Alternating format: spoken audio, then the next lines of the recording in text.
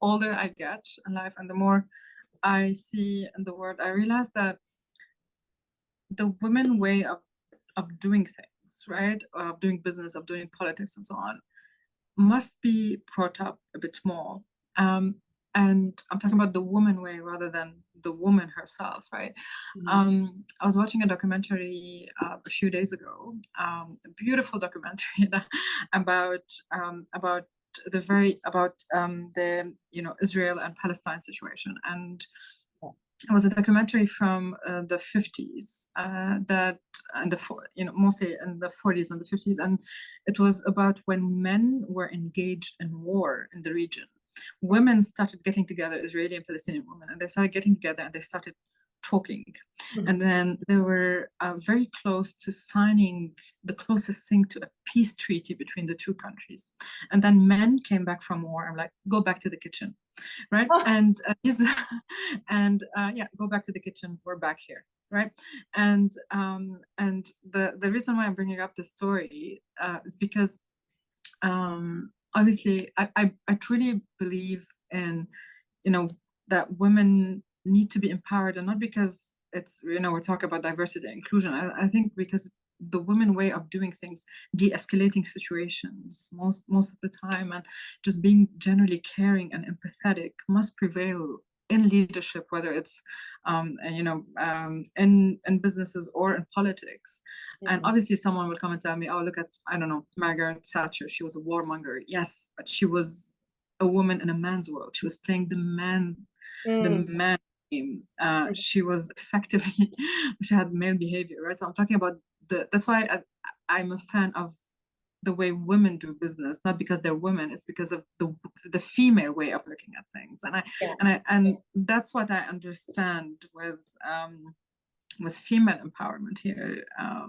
I think it's important for our future, for our livelihoods, for peace treaties, for just generally speaking around the world. And I realize this now that I'm in my early 30s and I've gone through a lot of years of listening of, hey, we need to empower women, we need to empower women, and now I get it. I kind of get why. Does that make sense? Oh yeah, 100%. Yeah, women's way of their relationality. We're masters of relationships, really. And I think we can both agree that great business is built on trusting relationships, and peace is built on trusting relationships. And so it makes sense that if women were in more positions of leadership and power, that there would be less war and less misunderstandings at the end of the day. And it takes about 30% of presence in any minority to make an actual difference. So it's not only female presence, it's also female presence at a level and a percentage where there is a voice heard, rather than just a few women here and there, right? Where is that statistic from? 30%, you said? Yeah, I'll send you the link. I'll send you the study. So I wanna talk about OPTO really quickly before you have to go. I have some time, so don't worry. I've pushed my call when Zoom dropped, so all good. Oh, awesome. Okay, thank you so much. All good. Yeah. So the statistic you shared about the disparity in funding female-led startups, and then of course that downward trend in influencing the funding of female-led startups as a whole, right? So not just women in VC roles, but women running companies getting less funding. When you were raising for OPTO, were you aware of more scrutiny because you were a woman? I know that you were raising with your co-founder, Sebastian, I believe is his name. Correct. Did you notice that? Like what was your experience when you were raising? So I would say most VCs are now aware that they need to invest in diversity. So there was a lot of positive feedback that I was given, and it was welcome. The fact that I was a woman was welcome. But I think I also did not get a lot of scrutiny because I'm not a freshman, right? I came with about 10 years of experience, and I had some accomplishment. And I think VCs tend to want to see resilience and startup and founders that have accomplished something before, right? So that for me was, I did not suffer there, but I am aware of so many women who have. Women who have been asked questions that should not have been asked, right? And again, so I raised out of Germany because we've incorporated in Germany, and this is not, I did not feel any discrimination, at least, openly, for that. But I can speak for other female founders, they have. Right. And it boils down to, and I still get triggered every time someone calls me a female founder. I'm like, why is it female founder? Like, it's just a founder.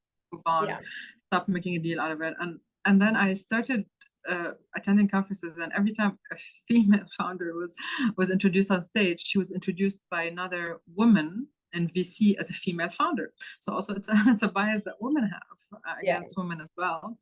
And in all my startup experience in fundraising, the only time I felt discriminated against as a woman was by another woman, actually. I'm not going to share the experience, but it was by a female partner who felt, who did not particularly, like me for one reason or another, perhaps on a personal level, I'm not sure, but I did feel discrimination once, only by a female partner, but aside from this, it was a pretty welcoming environment for me. Yeah, for sure. And because we know that this does exist, and I mean, what are your thoughts about how to address it? Like you gave a really clear example there of, why do we even have to use that phrasing, female, right? So that's one thing we could change. What are some other things that, like, from your perspective, if we just did this, it would decrease this inherent bias that's going on? Just like many initiatives that we have to get done, having it's important to have government-led initiatives on an EU scale, on a general scale, right? So look at, for example, sustainability startups, right? Sustainability startups are taking off partially because they're regulatorily driven, right? Because there's an entity in the government that tells you they need to ensure that our future is green, right? And I think the same has to go for investing in women.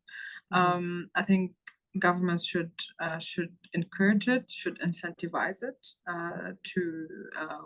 in private capital. That's number one. Number two, it's important to bring out women who have done cool things and have built successful startup and telling their stories. Because this way we're not only making a role model for the younger aspiring entrepreneurs, but also we're putting out there a role model for VCs and investment to look at. And number three, I think what I said earlier, we should stop calling female founders just, female founders. They're just founders.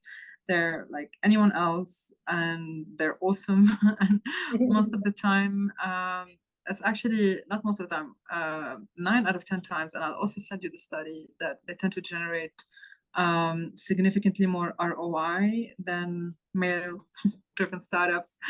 They tend to employ more people than male-driven startups, and they have a real impact on the economy.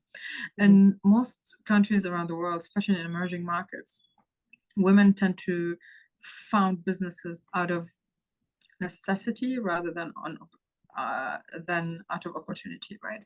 And that's according to the Global Entrepreneurship Monitor. So when investors tend to assess businesses that come out of necessity, they assess them as potential SMEs. And when they tend to assess businesses that come out of opportunity, they assess them similarly to any large corporate around the world in terms of impact.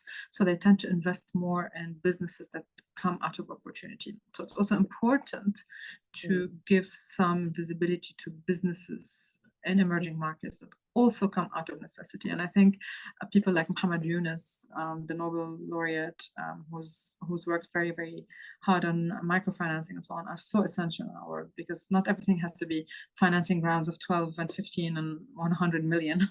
There are other cool things to do for a female, I keep calling them female entrepreneurs just to make the point, but for founders who happen to be women. And they don't have to be done on a super large scale. They can be done on a microfinance scale. And obviously curious to hear your opinion here on what you think, but I truly believe I have a friend who he works with a lot of African small businesses, and it's mostly things like, you know, honey producers and shea butter producers. And I, for the female founders group out of Vienna, I did a workshop for the Lead F Africa batch of entrepreneurs that they brought in, all women from Africa. And so I asked my friend, Joe, I was like, hey, Joe, can I talk to you about women entrepreneurs in Africa? Because I know nothing about this and I want to have a good sense before I teach this class. And so I asked him, I said, yeah, what do you think? Essentially, like, just share with me. And he's like, women entrepreneurs in Africa are amazing. And he just goes off. He's like, they're solving problems. They're taking care of their communities. They're like diagnosing the problems that are existing at the lowest rung, that those problems then have these knock-on effects that create more problems. So the women are really great at seeing what's causing all the other problems, and then they solve the root problem. And so speaking to what you're saying, it's about this relationality, and it's this community-driven motivation to solve these problems that actually help people's lives, not about like, oh, here's this opportunity to make a lot of cash. I mean, sure, that happens too, but I think more often than not, women are motivated by different things. So I would agree. That's a really good point. Yeah, I like that.